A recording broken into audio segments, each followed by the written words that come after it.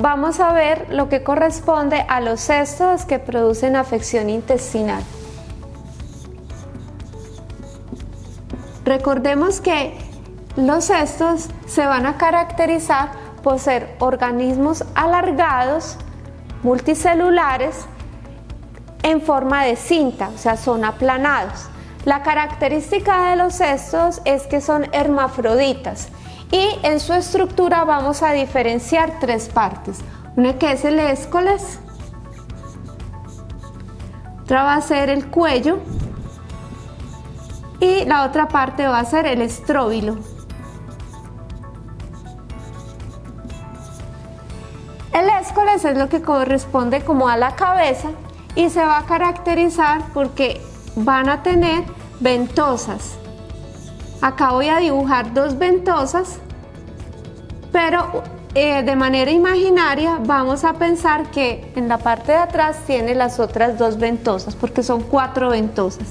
Estas ventosas le van a permitir pegarse a la pared intestinal como en forma de chupas. Entonces así se va a adherir a la parte del intestino donde se encuentre.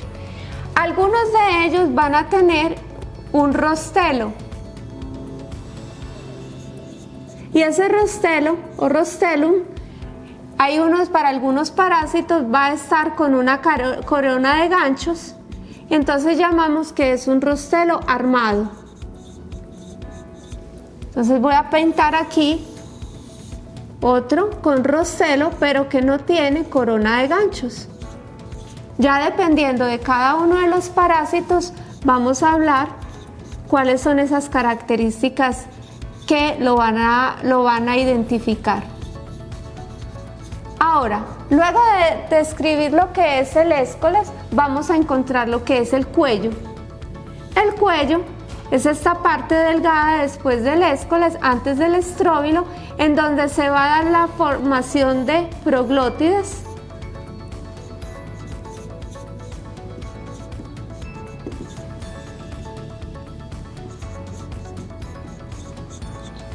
Y gracias a esos proglótides el parásito va a ir aumentando de tamaño. Entonces aquí tengo el cuello y a medida que se van formando nuevos proglótides en esta zona, los proglótides se van distanciando de ese cuello, van alejándose. A medida que se alejan estos proglótides, van a ir ganando madurez hasta volverse grávidos. Entonces vamos a encontrar que el estróbilo está formado por proglótides inmaduros,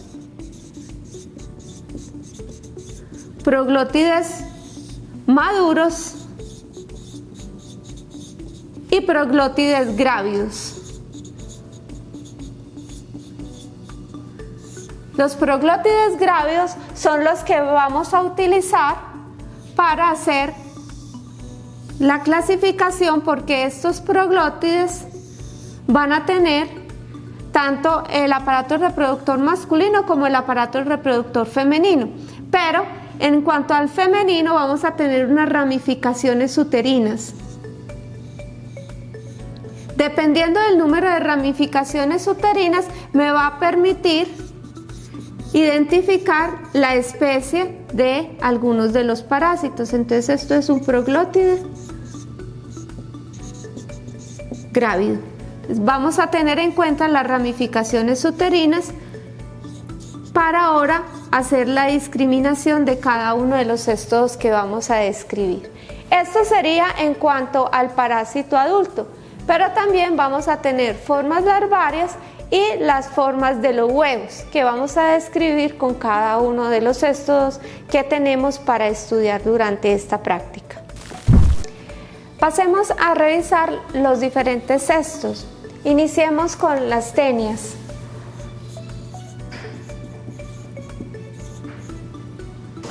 Vamos a describir Taenia solium. En el caso de Taenia solium vamos a describir que el parásito adulto, recordemos que son hermafroditas, entonces no vamos a diferenciar macho y hembra. puede tener un tamaño que puede ir más o menos hasta los 5 metros. Sin embargo, el paciente, cuando está infectado, la salida del parásito completo solo se lograría si recibiera el tratamiento y lograra salir completo, es decir, que saliera con el Éscoles. Lo que vamos a encontrar con mayor frecuencia es que de ese parásito adulto van a salir los proglótides. Y esos proglótides son los proglótides grávidos que hace un momento describimos, que son fragmentos que van a contener tanto el aparato reproductor masculino como el aparato reproductor femenino. Sin embargo, son las ramificaciones uterinas lo que me va a permitir la identificación de este parásito. Entonces, al observar los proglótides de Taenia solium, vamos a encontrar que tiene menos de 12 ramificaciones uterinas a lado y lado. Es decir, a cada lado tenemos una línea central y a cada lado vamos a encontrar que son menos de 12 ramificaciones. En el ejemplo que estamos haciendo en este momento, tendríamos que tiene 4 hacia un lado, tiene 4 hacia el otro. Entonces esto me coincidiría con la descripción de menos de 12 ramificaciones uterinas a cada lado. ¿Cómo se logra esto? El paciente llega porque en su materia fecal pueden salir fragmentos del parásito, es decir, estos proglótides que van a ser de un color blanquecino o color cremoso, y estos proglótides los vamos a poner sobre un portaobjetos y le vamos a poner un poquito de ácido acético al 1% y luego le ponemos otro portaobjetos. Hacemos presión y lo podemos mirar en un estereoscopio buscando estas ramificaciones uterinas o hacer coloraciones especiales que me van a permitir definir estas ramificaciones. Lo podemos ver con las fotografías que tenemos en demostración. Esta es una forma de hacer diagnóstico con la salida de los proglótides. Sin embargo, es también posible observar los huevos en la materia fecal. Esto lo podemos hacer mediante la prueba del coprológico. Y en el coprológico vamos a ver huevos que son redondeados con 2 membranas. Y entre estas 2 membranas vamos a encontrar que tiene una serie de radiaciones dando el aspecto de llanta. Son de color café y se caracterizan porque dentro de esas membranas va a estar el embrión hexacanto.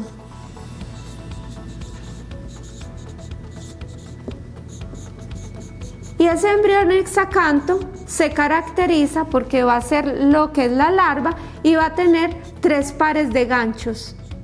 Estos son estructuras que hacen parte del huevo y me van a ayudar a la identificación. La otra forma me permitiría hacer la identificación del agente sería la observación del Éscoles, que en el caso de Taenia solium vamos a encontrar que es un Éscoles con rostelo armado y va a presentar sus 4 ventosas. Sin embargo, para observar el Éscoles tendríamos que asegurar que sale completo del paciente y esto no siempre es posible. Es muy pequeño, parece la cabeza de un alfiler, por lo tanto se puede perder en el contenido de las heces fecales y por lo tanto observarlo no sería tan fácil. Algo muy importante y es que la presencia de los huevos de Taenia son similares a los huevos de Taenia solium y Taenia saginata, son idénticos la forma de los huevos. Por lo tanto, al observarlos en el coprológico se los van a informar como huevos de Taenia solium o huevos de Taenia saginata. O también les pueden decir que son huevos de Taenia sp. Esto quiere decir que microscópicamente no son diferenciables, entonces se informan de esta manera. Solo ya para determinar cuál especie tiene el paciente. Si es sóleo, tendríamos que obtener estos proglótides y hacer el recuento de esas ramificaciones uterinas, o en casos excepcionales obtener el escoles y determinar si ese escoles tiene un rostelo armado o no.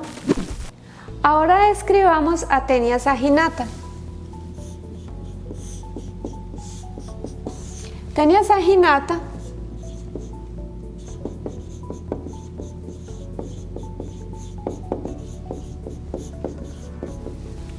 vamos a encontrar que la forma del adulto puede medir hasta unos 10 metros. Lo vamos a identificar por las características del proglótide, en donde ese proglótide va a tener más de 12 ramificaciones uterinas a cada lado.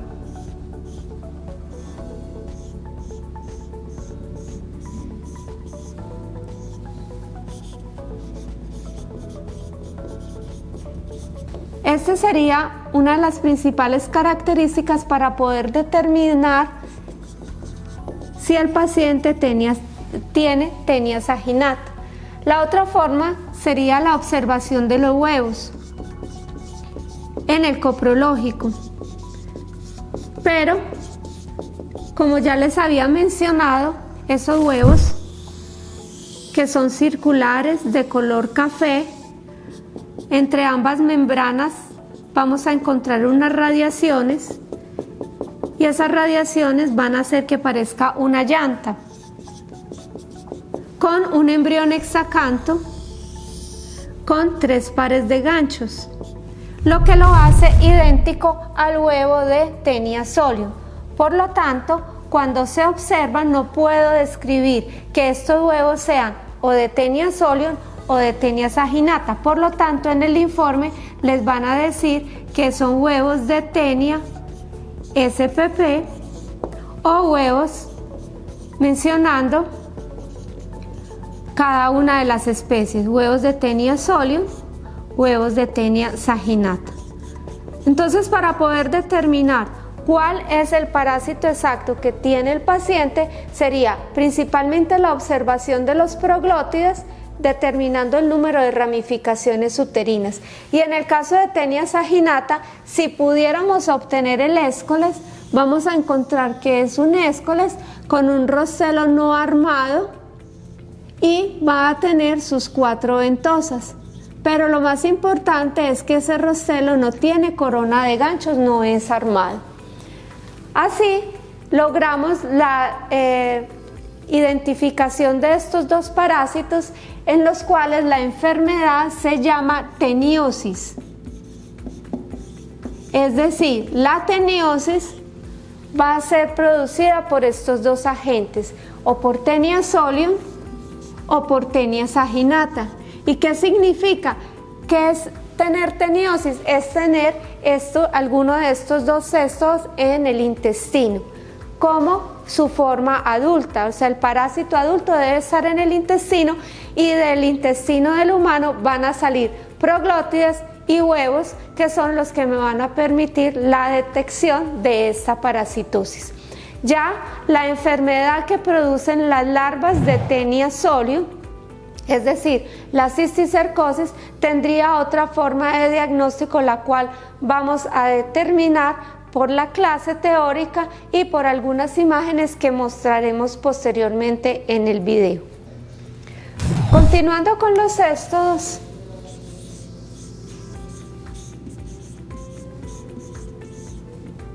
que producen afección intestinal, vamos a concentrarnos con Hymenoplepis.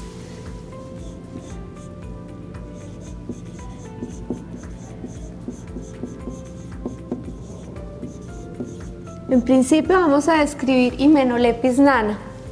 Hymenoplepis nana corresponde también a uno de los cestos, pero son de los más pequeños.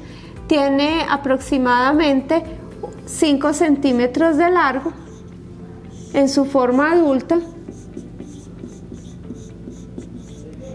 y vamos a encontrar que sus proglótides se caracterizan por tener una forma trapezoide.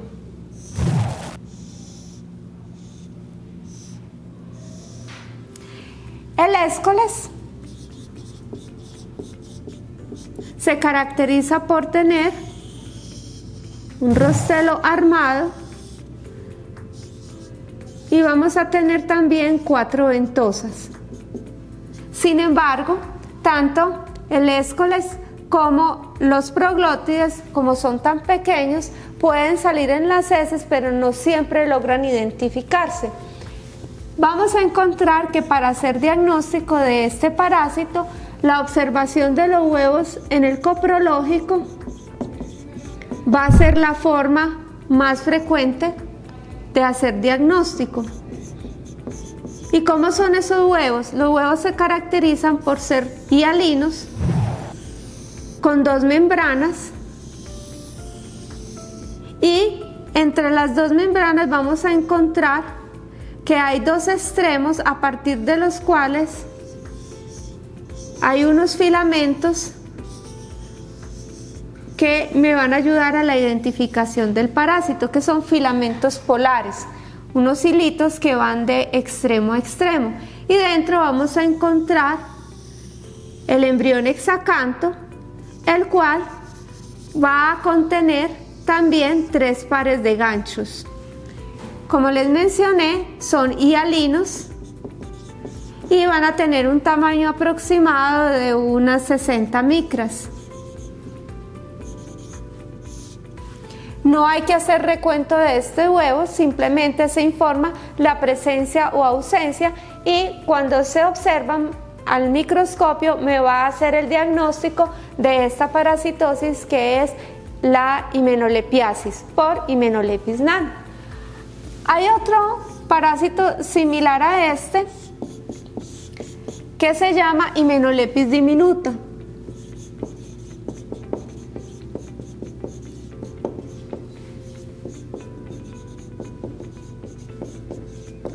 Vamos a encontrar que es un poco más grande que Hymenolépis nana, y en su forma adulta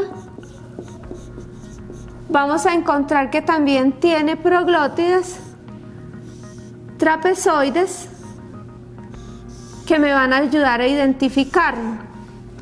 El Escoles se caracteriza por ser un Escoles con rostelo no armado.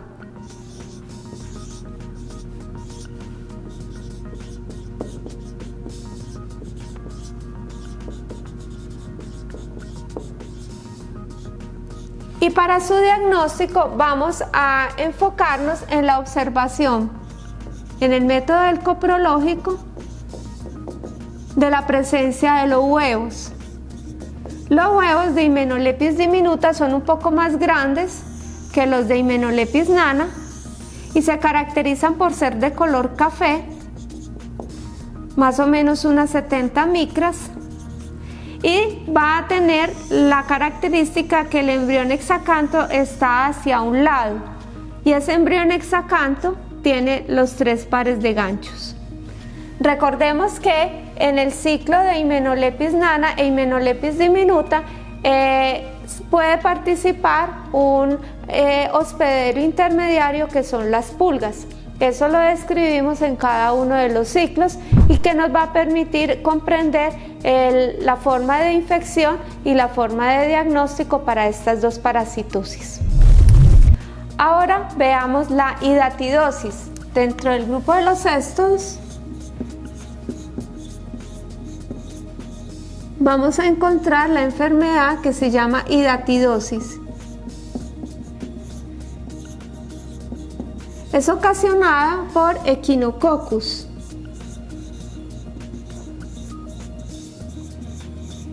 Existen diferentes especies, uno de ellos es Echinococcus granulosus. Para poder entender un poco lo que vamos a observar en las demostraciones de laboratorio, recordemos que en el ciclo de Echinococcus, el ciclo natural se va a dar entre zorros o caninos salvajes y ovejas o herbívoros. ¿Qué sucede? que el zorro o los caninos van a tener el parásito adulto. ¿Cómo va a ser el parásito adulto? Se caracteriza por ser un cesto con un escoles que es con rostelo armado, es decir, con corona de ganchos. Tiene sus 4 ventosas. Vamos a ver 2 acá, las otras 2 están en la parte posterior. Tiene el cuello y va a tener de 3 a 5 proglótides. Recordemos que el último proglótide es el proglótide grávido, el que está completamente desarrollado y donde vamos a encontrar el mayor número de huevos. El parásito adulto mide más o menos unos 2 centímetros y recordemos que este es el que vamos a encontrar en los perros o en los lobos, en el canino salvaje.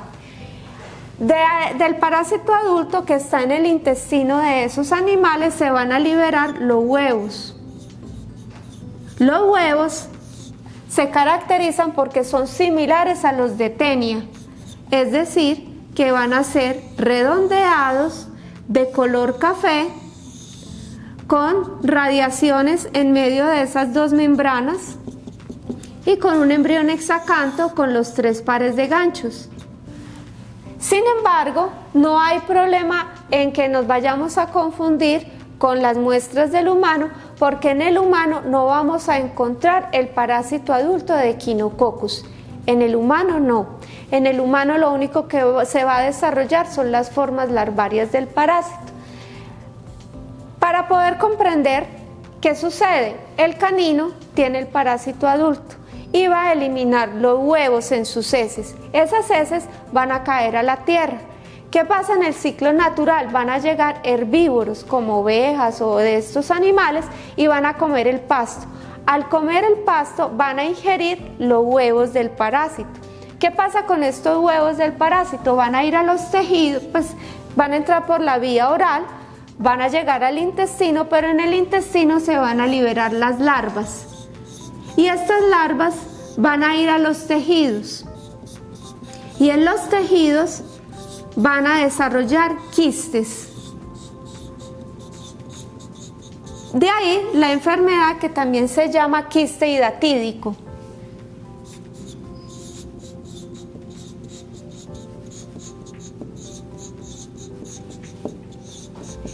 Entonces, ahí sería lo que está sucediendo en el ciclo natural. Entonces, en las ovejas, que vamos a encontrar que en sus vísceras, puede ser el hígado, el pulmón o cualquiera de estos órganos, se me van a alojar las larvas del parásito formando quistes. ¿Qué sucede? Viene luego un zorro, un canino de estos salvajes, ataca a las ovejas y al comerse las ovejas se va a estar comiendo las larvas. Entonces, al comerse las larvas, estas larvas van a llegar al intestino de estos animales, de los caninos o de los zorros, y allí en el intestino pasa la larva al adulto, volviéndose a formar el parásito adulto y se continúa el ciclo natural. Ahora, ¿qué pasa con el humano? ¿Qué es lo que sucede con el humano? El humano va a actuar como hospedero intermediario, es decir, como la oveja, en este sentido de que si el humano consume alimentos que están contaminados con los huevos, estos huevos van a ir por la cavidad oral del humano, van a ir al intestino, y del intestino se me liberan las larvas, y estas larvas van a ir a las vísceras del humano, principalmente en el hígado y a veces en el pulmón. Entonces, en el humano lo que voy a diagnosticar es el quiste hidatídico. Entonces, ¿cómo se diagnostica el quiste hidatídico? Para esto necesitaría biopsias o parte del tejido hepático. Y en esas biopsias con cortes histológicos voy a describir en qué consiste el quiste hidatídico. El quiste hidatídico comprende en una bolsa que va a tener 3 membranas.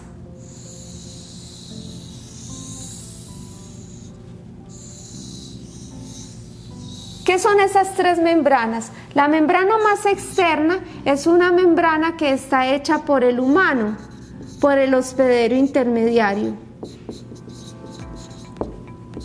Es una membrana que va a contener todo lo que corresponde al quiste hidatídico. Allí van a haber células que están respondiendo a ese agente de cuerpo extraño que corresponde al quiste. Luego vamos a tener una membrana laminar, que es una bolsa. Y esta bolsa es la que va a contener todas las formas del parásito allí adentro y es una forma de sostén. Y de manera más interna vamos a encontrar una membrana o una capa germinativa. Esa capa germinativa es la que va a dar origen a las formas de reproducción de esas larvas. Entonces observen que aquí se van a formar unas estructuras. Vamos a tener que pueden estar en diferentes formas de desarrollo, pero cuando estas estructuras se liberan, van a quedar de esta manera, que corresponden a protoescoles. Cada una de estas bolsitas ya son independientes. Como su nombre lo dice, protoescoles es lo que va a dar origen al escoles, o sea, de la forma larvaria del parásito es lo que va a dar origen al escoles. ¿Qué quiere decir? Que esta estructura que es el quiste hidatídico está lleno de protoescoles y que en el humano sería lo que conforma todo el quiste hidatídico. Si yo obtengo este líquido y lo observo al microscopio, voy a obtener todos estos protoescoles que se llama arena hidatídica. ¿Qué es la arena hidatídica? Es todo el contenido del quiste con los protoescoles y esto me ayuda a hacer el diagnóstico. Entonces en el paciente, tanto la biopsia que me demuestra esto como la observación del líquido que está dentro del quiste de forma de la arena hidatídica me ayuda a hacer el diagnóstico. ¿Qué sucede en el ciclo normal de cuando estamos hablando del perro o del canino con la oveja? Que el canino, cuando ataca ese animal herbívoro, se va a comer estas estructuras y cada una de estos protoescoles es lo que me va a dar origen al adulto de Echinococcus granuloso, y así se mantendría el ciclo natural del parásito. Pero en el caso del humano, ¿qué sucede? Estamos teniendo esto, el humano pues tendría que tener una situación especial, pero normalmente no lo va a atacar un perro o un canino y tenemos como de manera quirúrgica extirpar este quiste hidatídico para que el paciente pueda solucionar su enfermedad. Con esto damos por terminadas algunas de las demostraciones de los cestos. Ahora, en el grupo de los tremátodos,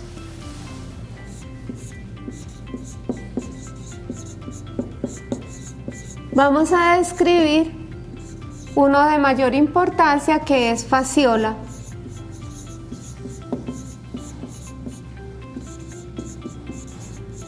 Fasciola hepática. Como su nombre lo dice, va a causar afección a nivel del hígado.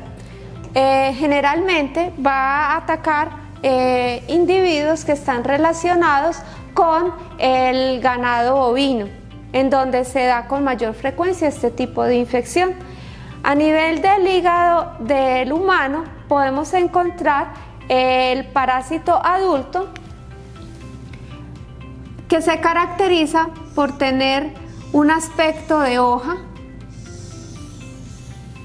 en donde podemos describir una ventosa oral y una ventosa ventral.